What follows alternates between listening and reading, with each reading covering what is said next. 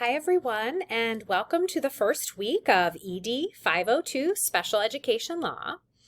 This week we will be focusing on the special education system in the U.S., past and current.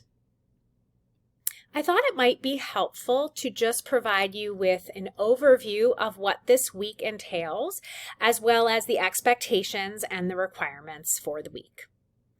We'll first spend some time reviewing just the government in general, and so you'll do so in the first chapter of the Markels and Bateman book, which hopefully you have by now. We'll then move on to the second chapter, which really provides an overview of the historical developments that led to federal law and subsequently state regulations.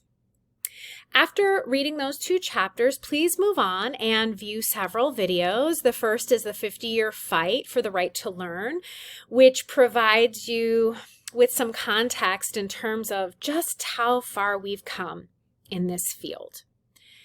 Second, please view the Life Worth Living trailer, which just provides you with an overview of that documentary, but I think you'll find it interesting and may pique your interest in that you'll want to view it in its entirety, which I'd certainly encourage and welcome you to do.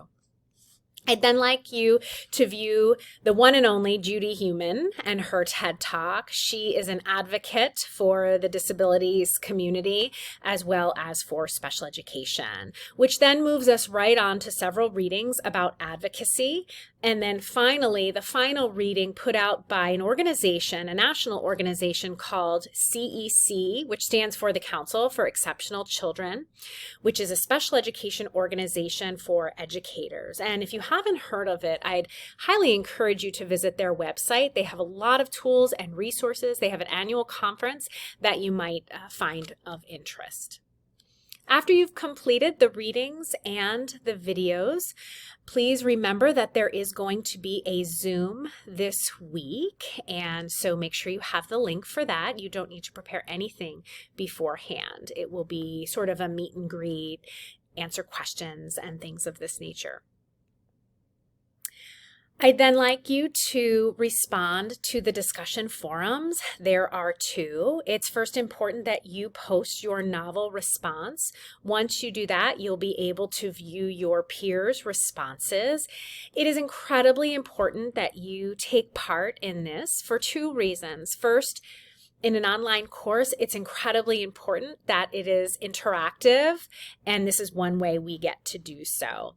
And second, this helps to establish a community of online learners, which is also incredibly valuable in an online program.